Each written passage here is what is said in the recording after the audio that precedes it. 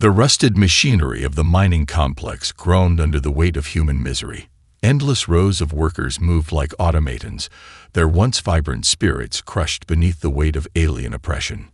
Massive Krellnax overseers towered above the human laborers, their exoskeletal frames clicking with mechanical precision, metallic tentacles monitoring every movement. Jake Anderson kept his head down, his calloused hands moving with practiced efficiency. To the casual observer, he was just another worker, another broken human processing rare earth minerals for the Krellnax war machine. But beneath his faded jumpsuit and behind eyes that seemed dull with resignation, a brilliant mind worked with calculated precision.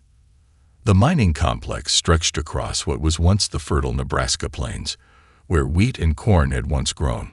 Now only processing units and extraction towers rose like metallic tombstones. Dust-covered remnants of human civilization peeked through the industrial landscape, a rusted water tower here, the skeletal frame of an old barn there, silent witnesses to humanity's fall. Jake's workspace was a carefully constructed illusion. To the Krellnax surveillance systems, it appeared to be a standard maintenance area. Discarded circuit boards, fragmented alien tech, and seemingly random components surrounded his primary workstation. But each piece was deliberately placed, each component meticulously selected for a purpose far beyond routine repair. His current project was nothing short of revolutionary. An adaptive neural interface that could potentially communicate with Krellnax technological systems. The concept had germinated during his early days of captivity, born from countless hours of forced labor and observation. Where most saw only subjugation, Jake saw opportunity. The alien technology, for all its apparent complexity, had fundamental patterns that a sufficiently clever human mind could potentially exploit. A sharp metallic click interrupted his concentration. A Krellnax supervisor, designation K763, approached, its multiple sensory appendages scanning the work area. Jake's muscles tensed imperceptibly, years of survival instinct screaming silent warnings. One wrong move, one suspicious glance, and everything would be lost. Human Unit 7392. The alien synthesized voice emerged from its communication module. Productivity metrics indicate 2.3% deviation from standard output. Explanation required. Jake raised his head, careful to maintain a submissive posture. Recalibrating equipment, supervisor. Minor maintenance to ensure consistent mineral extraction. The alien's multiple eyes, each a complex array of crystalline sensors, studied him. Jake knew the Krellnax could detect minute physiological changes, but he had spent years perfecting his emotional control. His heartbeat remained steady, his breathing measured. After what seemed an eternity, the supervisor's appendages retracted. Proceed. Deviation will be monitored. As the alien moved away, Jake allowed himself the slightest exhale. Every day was a calculated risk. Every moment a dance between survival and potential discovery. The neural interface prototype, hidden beneath a false panel, would change everything, if he could keep it secret just a little longer. His mind drifted to the resistance rumors that occasionally filtered through the complex. Whispers of small victories, of humans fighting back in ways the Krellnax couldn't comprehend. Most workers dismissed these as desperate fantasies, but Jake knew better. Humanity's greatest strength had always been its ability to adapt, to find solutions where none seemed possible. The prototype was more than just a technical marvel. It was a key, a potential weapon that could unlock the chains of occupation.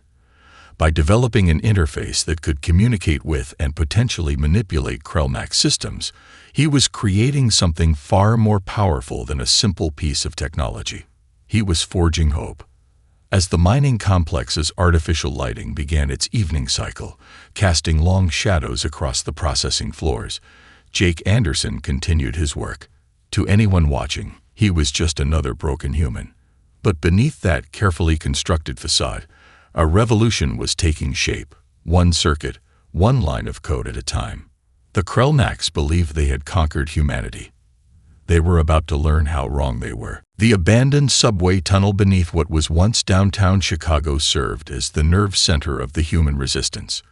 Concrete walls, reinforced with salvaged alien technology and makeshift electromagnetic shielding, created a sanctuary that could momentarily escape the Krellnax's omnipresent surveillance. Miranda Rodriguez studied the grainy surveillance footage for the 100th time. Her fingers, scared from years of underground warfare, traced the outline of Jake Anderson's work area in the mining complex. Something about his movements, his careful precision, spoke of more than just survival. It suggested purpose. "We can't afford another failed infiltration," said Marcus Reyes, the Resistance's primary communications specialist. His fingers danced across a jury-rigged communication array, piecing together encrypted fragments of alien communication. "Our last 2 insertion teams were compromised before they could get within a kilometer of the target." Miranda's eyes never left the footage. "This is different. Anderson isn't just another worker. Watch how he moves, how he interacts with the equipment." The resistance cell had been reduced to shadows, a network of survivors who had learned to weaponize desperation. Each member bore the marks of loss. Marcus had lost his entire family during the initial Krellnax invasion. Miranda's background as a pre-invasion cybersecurity expert made her uniquely qualified to understand the potential of technological resistance. A soft beep interrupted their discussion. The communication array, a masterpiece of human ingenuity cobbled together from alien tech and salvaged human electronics, had intercepted something unusual. Marcus leaned forward, his fingers moving with practiced speed. "It's a microburst transmission," he muttered, "embedded in what looks like routine maintenance logs from the mining complex." Miranda's breath caught. Microburst transmissions were nearly impossible to detect, even with Krellnax surveillance technology. If someone was sending these, they were either incredibly skilled or incredibly desperate. "Play it," she commanded. The audio was barely more than a whisper, fragmented and encoded. But Miranda's trained ear caught the subtle patterns. It wasn't just noise. It was a message. A carefully constructed series of technical specifications that spoke of something far more dangerous than simple communication. "It's a blueprint," she said softly. "Not just a message. It's a technical specification for something that can interface with Krellnax systems." Marcus looked skeptical. Another false hope. Miranda's smile was razor-sharp. "Not this time." The plan took shape over the next several hours. Intelligence gathering, risk assessment, potential extraction. Each element carefully calculated. The Resistance had learned the hard way that passion without precision meant death. Their target was Jake Anderson, not as a potential recruit, but as a potential weapon. The Krellnax occupation was built on technological superiority. They viewed humans as little more than biological machines, predictable, controllable, disposable. But Miranda and her team knew better. Humanity's greatest strength had always been its ability to adapt, to find solutions where none seemed possible. As night fell over the ruined cityscape, Miranda began preparing for the most dangerous mission of her life. The extraction would require precision that bordered on impossible. One wrong move would not just compromise the mission, it would potentially expose the entire Resistance network. "We're counting on you," Marcus said, handing her a modified communication device. It looked like standard Krellnax worker equipment, but its internal circuitry told a different story. "This will give you approximately 12 minutes of undetected communication once you're inside the complex." Miranda checked her equipment. False credentials, biological signal dampeners, emergency extraction protocols. Everything was in place. But something else drove her beyond mere tactical preparation. This was about more than survival. This was about reclaiming what the Krellnax had stolen. Hope. As she prepared to move, the ruins of Chicago seemed to watch. Silent. Waiting. A city that had once symbolized human innovation now stood as a testament to alien conquest. But not for much longer. The revolution was about to begin. The moment stretched like an eternity. Jake Anderson's fingers hovered over the neural interface, a device that looked like nothing more than a cluster of seemingly random circuit boards and salvaged alien components. Miranda Rodriguez stood beside him, her breath barely audible, years of resistance training compressed into this single critical moment. Outside the maintenance corridor, Krellnak's supervision continued its monotonous patrol. Massive exoskeletal forms moved with mechanical precision, sensor arrays scanning for any hint of irregularity. But inside this small, shielded space, something extraordinary was about to happen. Activation sequence initiated, Jake whispered, his voice a controlled breath of calculation and hope. The neural interface came to life not with a dramatic surge of power, but with a subtle pulse that would be invisible to all but the most sophisticated scanning equipment. Lines of code, a hybrid language that merged human creativity with alien technological syntax, began to flow through the system. Miranda watched in awe as Jake's creation began its work. The interface wasn't just hacking the Krellnak systems, it was speaking to them, exploiting communication protocols in ways the aliens could never have anticipated. Where their technology demanded rigid, hierarchical communication, Jake's interface danced, fluid, adaptive, almost alive. The first signs of disruption were subtle. A minor communication relay in the orbital defense grid flickered. A weapon system's targeting matrix momentarily shifted. To an untrained observer, these would be nothing more than routine technical glitches. But Miranda knew better. "Stage 1 is holding," Jake muttered, sweat beading on his forehead. The neural interface was pushing against systems designed to be impenetrable, finding microscopic vulnerabilities that the Krellnaks believed could never exist. In orbit, Krellnak's command ships began experiencing unexplained system anomalies. Navigation protocols twisted, communication channels became corrupted, weapon targeting systems developed inexplicable blind spots. It was a digital infection spreading with mathematical precision. The Resistance had been preparing for years, but even they hadn't anticipated the full potential of Jake's technology. What began as a targeted infiltration was quickly becoming something far more significant, a systematic dismantling of alien technological supremacy. Marcus Reyes, monitoring from the underground communication hub, could barely contain his excitement. "We're seeing widespread system degradation," he reported over a heavily encrypted channel. "It's like watching a digital tsunami." Miranda's hand found Jake's shoulder. "Keep going," she said softly. "We won't get a second chance." The neural interface continued its work.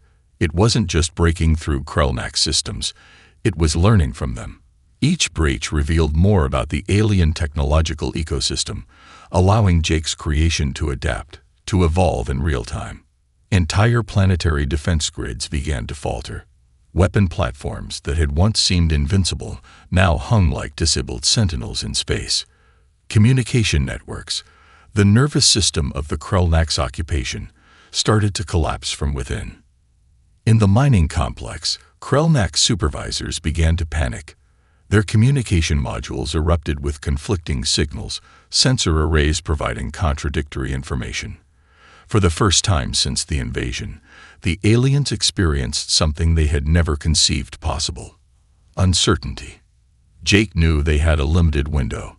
The neural interface was pushing the boundaries of what was technologically possible, but sustained exposure would eventually trigger fail-safe protocols.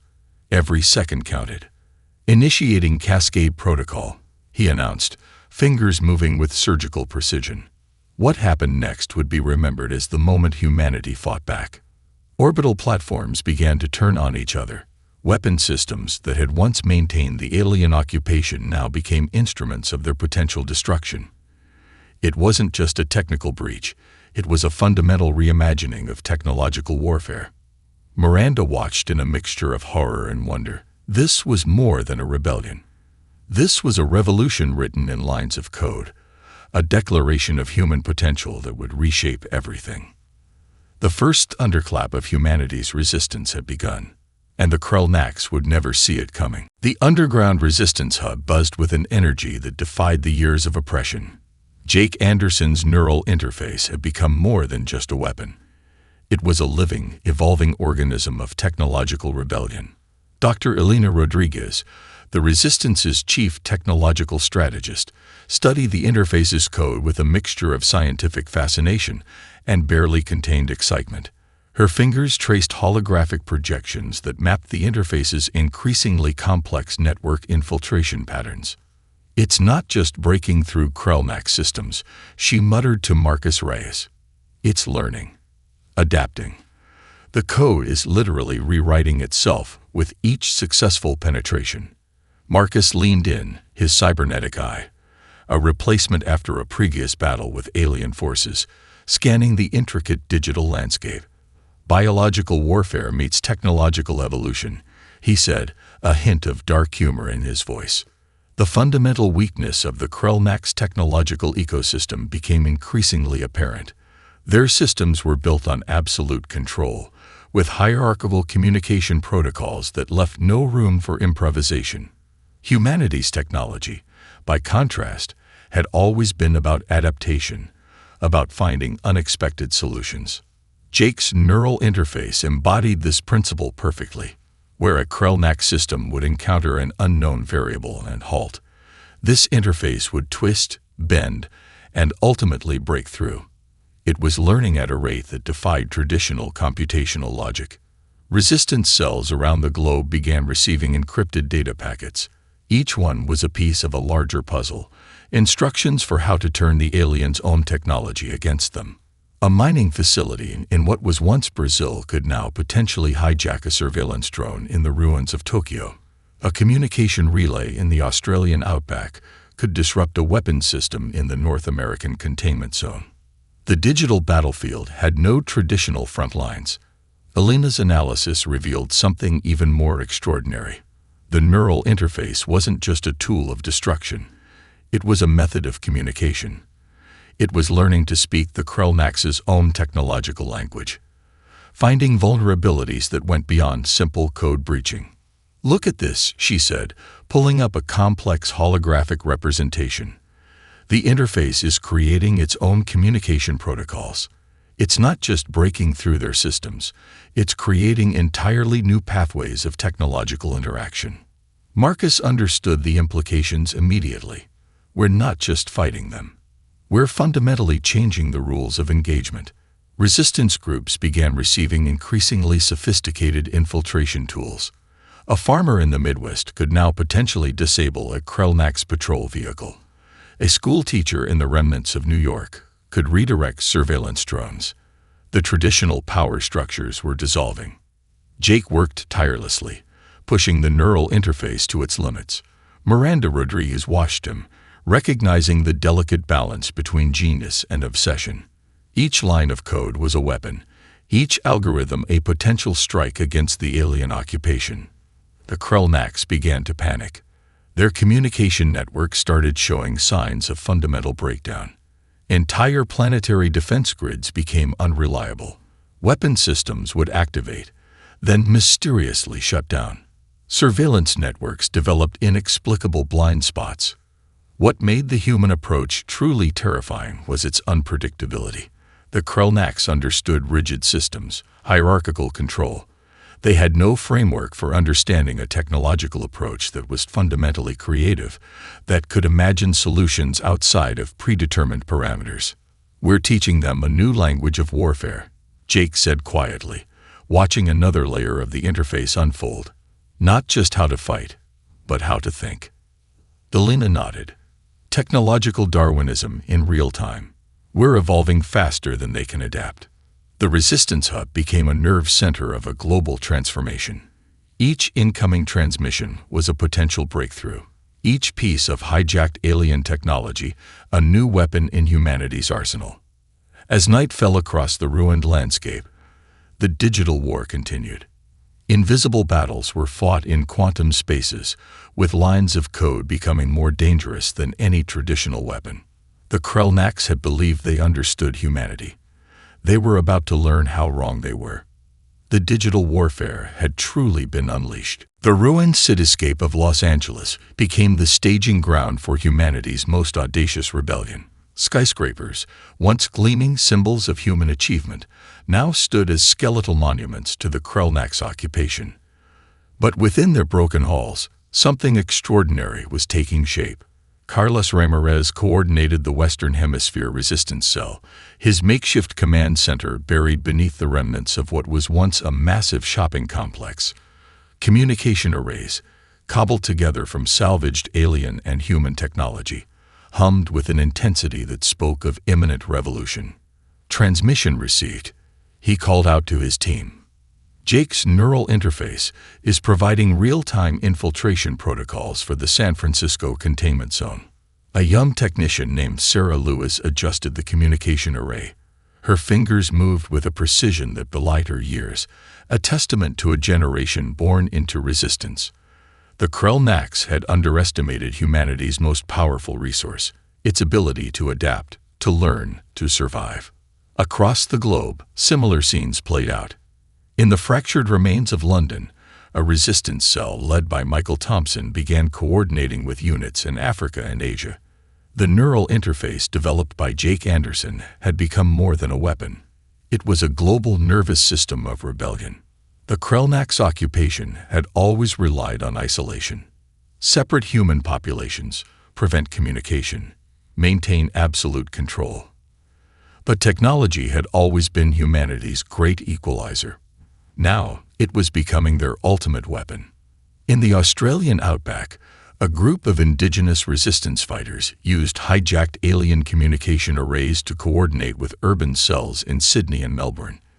Native tracking skills combined with Jake's technological breakthrough created a network of resistance that defied traditional military logic.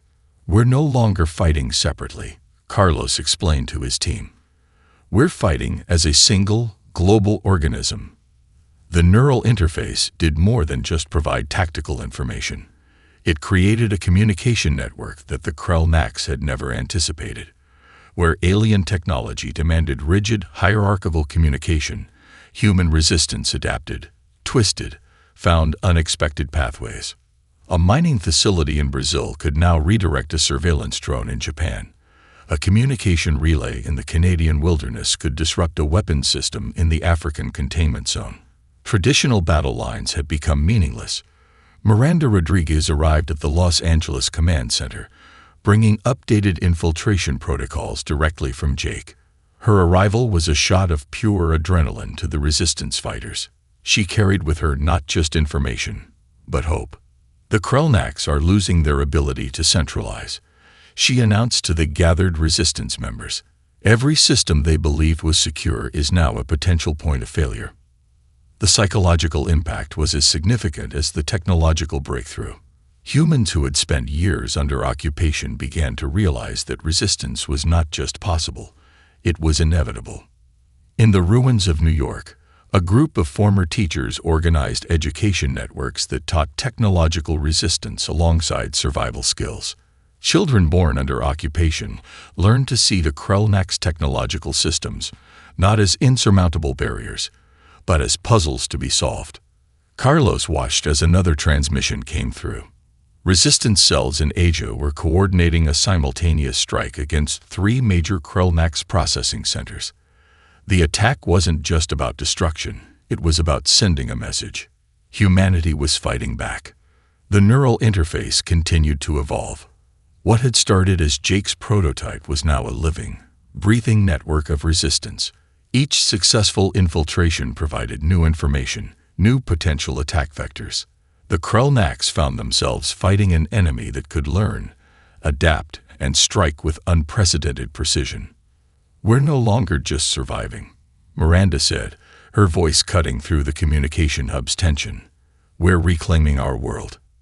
As night fell across the global resistance network, millions of humans, once isolated, now united, prepared for the next phase of their rebellion. The Krellnax had believed they understood humanity. They were about to learn how wrong they were. The global uprising had truly begun. The orbital staging area had once been a symbol of Krellnax technological supremacy. Now it became a graveyard of alien ambition. Massive spacecraft hung in the darkness of space, their once pristine hulls now scared and vulnerable. Lieutenant Alex Reyes gripped the controls of a hijacked Krellnax interceptor, his hands moving with a precision that defied the vessel's original design. Beside him, Lieutenant Alina Chang monitored the neural interface that Jake Anderson had developed, a technological marvel that turned alien hardware into humanity's most potent weapon. "Infiltration protocols are holding," Alina called out, her voice steady despite the tension. "We're pushing deeper into their orbital command structure." The human pilots were nothing like the Krellnax had anticipated. Where alien pilots followed rigid protocols, these humans treated each spacecraft like a living, breathing entity. They twisted, dove, and manipulated the alien technology in ways its creators could never have imagined. Jake's neural interface did more than just provide control. It was learning, adapting, finding vulnerabilities in the Krellnax technological ecosystem that went beyond simple hacking. Each moment of contact revealed new potential attack vectors, new ways to subvert the alien systems.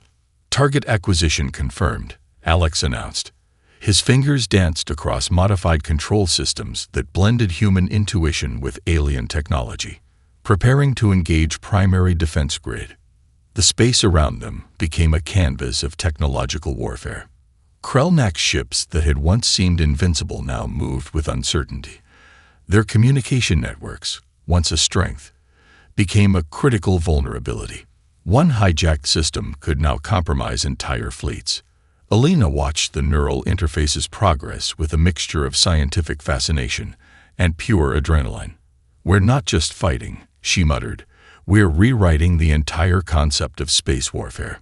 Miranda Rodriguez coordinated from the ground control center, her voice a calm counterpoint to the chaos of orbital battle. "Remember," she told the pilots, "every system we capture is a system they can't use against us." The psychological warfare was as significant as the technological assault. Krellnax command structures, built on absolute control and predictability, began to fracture. Ships would suddenly change course. Weapon systems would activate against their own fleets. Communication networks would collapse from within. Alex pushed the hijacked interceptor through a series of maneuvers that would have been impossible under traditional piloting. The neural interface anticipated each movement, each potential counter-strategy, turning the spacecraft into an extension of human creativity. "We're penetrating their primary orbital defense network," Alina called out. Her fingers moved across modified sensor displays, tracking systems that were simultaneously alien and increasingly familiar. Neural interface is identifying multiple potential exploit points. The battle was more than a simple military engagement. It was a fundamental challenge to the Krellnax understanding of technological warfare, where alien systems demanded rigid adherence to predefined protocols.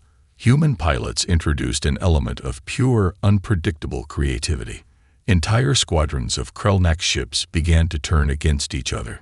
Communication networks became battlegrounds, with human-controlled systems introducing cascading failures that spread like a digital infection. What had begun as a targeted strike was becoming a systematic dismantling of alien technological supremacy. "We're teaching them a new language of warfare." Jake's voice came through the communication channel, a hint of scientific excitement beneath his calm exterior. "Not just how to fight, but how to think." Miranda watched the orbital battle unfold from the ground control center. The holographic displays showed more than just a military engagement. They demonstrated a fundamental reimagining of technological potential. Alex guided the interceptor through a series of maneuvers that would have been considered impossible moments before. The neural interface anticipated each movement, each potential counter-strategy, turning the spacecraft into a living weapon of human innovation. "Primary defense grid is compromised," Alina announced. The excitement in her voice was unmistakable. "We're rewriting the rules of space combat." As the battle continued, it became clear that this was more than just a fight for Earth. This was a declaration of humanity's potential, a demonstration that creativity, adaptability, and pure human ingenuity could overcome even the most advanced technological systems. The orbital fury had been unleashed, and the Krellnax would never see it coming. The Krellnax High Command convened in their most secure orbital chamber, a massive crystalline structure that had once symbolized their technological supremacy. Now it felt like a tomb of dying ambition. Supreme Coordinator Zexnal slammed multiple appendages against the communication console, his exoskeletal form vibrating with a combination of rage and terror. Holographic displays flickered with cascading system failures, each image a testament to humanity's unprecedented technological assault. "Explain," he demanded of the assembled technological analysts. "How are these humans penetrating systems we have refined over millennia of conquest?" The silence was more terrifying than any potential explanation. Entire planetary defense networks had collapsed. Communication arrays that had once controlled entire star systems now produced nothing but static and confusion. The Krellnax, who had conquered countless civilizations, found themselves outmaneuvered by a species they had considered little more than biological machinery. Dr. Elena Rodriguez watched from the Resistance's ground control center, her fingers dancing across modified communication arrays. The neural interface developed by Jake Anderson had become more than a weapon. It was a living, evolving intelligence that seemed to anticipate the Krellnax's every move. "They're going to attempt total planetary bombardment," Miranda said, her voice cold and calculated. "It's their final solution when a conquered population becomes too difficult to control." Jake Anderson studied the incoming data streams. The Krellnax response was predictably rigid, a massive orbital strike designed to sterilize the planet's surface. But predictability had become their greatest weakness. In orbit, human pilots guided hijacked Krellnax vessels with an intuition that defied technological logic. Alex Reyes and Elena Chang led a squadron of modified interceptors, each ship an impossible hybrid of alien technology and human creativity. The Krellnax bombardment sequence began. Massive weapon platforms charged, preparing to unleash destruction that would turn Earth into a lifeless husk. Billions of targeting systems aligned, a mathematical precision that had worked countless times before. But humanity had other plans. Jake's neural interface did something the Krellnax could never have anticipated. It didn't just defend against the attack, it turned the bombardment into a weapon of total destruction. Communication protocols became infection vectors. Targeting systems began to twist, to corrupt. The Krellnax watched in horror as their own weapon platforms began to target each other. Entire squadrons of ships became instruments of their own potential extinction. "We're not just fighting," Jake muttered, watching the holographic displays. "We're rewriting the fundamental language of technological warfare." Supreme Coordinator Zexnal's communication chamber erupted in chaos. Alien analysts scrambled to understand how their most secure systems could be so thoroughly compromised.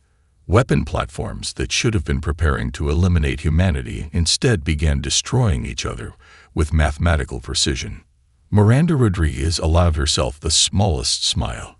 "This is more than a battle," she said to her resistance team. "This is a fundamental challenge to their entire understanding of technological potential." The orbital battle space became a canvas of technological destruction. Krellnax ships twisted and turned, their communication networks collapsing from within.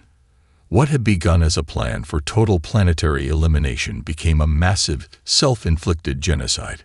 Human resistance cells around the globe watched in a mixture of terror and hope. The neural interface developed by Jake did more than just provide a defensive strategy. It demonstrated a fundamental difference between human and alien approaches to technology. Where Krellnax systems demanded absolute control, human technology thrived on adaptation, on finding unexpected solutions. Each moment of contact revealed new potential attack vectors, new ways to subvert seemingly impenetrable systems. "They never understood us," Jake said quietly, watching the orbital battle unfold. "They saw technology as a set of rigid protocols. We see it as a living, breathing ecosystem of potential." The bombardment sequence that was meant to eliminate humanity instead became the instrument of the Krellnax's potential extinction. Ships collided, weapon platforms turned against each other, Entire fleets became instruments of mutual destruction. As the battle reached its crescendo, it became clear that this was more than just a fight for Earth. This was a declaration of humanity's potential, a demonstration that creativity, adaptability, and pure human ingenuity could overcome even the most advanced technological systems. The breaking point had been reached, and the Krellnax would never see it coming. The dust settled over a transformed planet. Where cities had once stood, now lay landscapes of devastation and hope. Massive remnants of Krellnax technology jutted from the ground like metallic tombstones, monuments to a civilization that had underestimated humanity's potential. Jake Anderson stood at the edge of what was once Chicago, watching the sunrise. His neural interface, the weapon that had changed everything, lay dismantled beside him. Not destroyed, but carefully taken apart. A reminder of what humanity had achieved and the responsibility that came with such power. Miranda Rodriguez approached, her steps careful across the fractured landscape. The resistance leaders had gathered to discuss the future, a future no one could have imagined just months ago. "We've won," she said, though the word seemed inadequate to describe their liberation. The cost had been astronomical. Billions had died during the Krellnax occupation and the subsequent rebellion. Entire generations had been born and raised under alien oppression. The planet bore scars that would take decades, perhaps centuries, to heal. In makeshift command centers across the globe, resistance leaders began the impossible task of rebuilding. Carlos Ramirez coordinated reconstruction efforts in the Western Hemisphere. Alina Chang managed the technological recovery, ensuring that the knowledge gained from the neural interface would be preserved, studied, but not weaponized. Jake understood the delicate balance they now faced. The technology that had liberated humanity could just as easily become a tool of oppression if not carefully managed. "We can't become what we fought against," he told Miranda, watching teams begin to clear debris and salvage alien technology. "Our strength was never about the weapon. It was about why we used it." Resistance cells that had once operated in absolute secrecy now worked openly. They were no longer just fighters. They were architects of a new world. Schools were being established in the ruins of processing centers. Agricultural zones began to reclaim land that had been strip-mined by the Krellnax. The surviving Krellnax, those who had surrendered or been captured, were kept in secure facilities, not as prisoners of war, but as potential sources of understanding. Some human scientists believed there was still much to learn from their former oppressors. Miranda watched a group of children playing near a dismantled alien vehicle. They climbed over the massive machine with a mixture of curiosity and triumph. These were the first generation born into freedom, their world defined not by occupation, but by possibility. Global communication networks, rebuilt using a combination of recovered alien technology and human innovation, began to reconnect humanity. Cities that had been isolated for decades now shared resources, information, hope. Jake's neural interface had done more than just win a war. It had demonstrated a fundamental truth about humanity, that their greatest strength lay not in technological superiority, but in adaptability, creativity, and an unbreakable spirit of cooperation. "We're going to need to be careful," Alina Chang warned during a global reconstruction council. "The technology we've developed could easily become a new form of oppression if we're not vigilant." The resistance leaders agreed. They would establish strict protocols. The neural interface and other breakthrough technologies would be studied, understood, but not weaponized. Humanity had fought too hard for freedom to risk losing it to their own innovations. Miranda found Jake at the edge of the ruined city, watching the reconstruction efforts. Massive machines, some salvaged from alien technology, others built from human ingenuity, worked to clear debris and begin rebuilding. "What do we do now?" she asked. Jake's smile was both weary and hopeful. "We rebuild. We learn. We ensure this never happens again." The planet bore the scars of conflict. Massive alien structures stood as reminders of the occupation. Entire ecosystems had been transformed. But life, human life, continued, adapted, survived. In the distance, the first new crops began to take root in soil that had been dead for decades. Children played among the ruins. Reconstruction teams worked with a determination that spoke of something more than survival. This was rebirth. The price of freedom had been high. But humanity had proven that no price was too great when it came to reclaiming their future.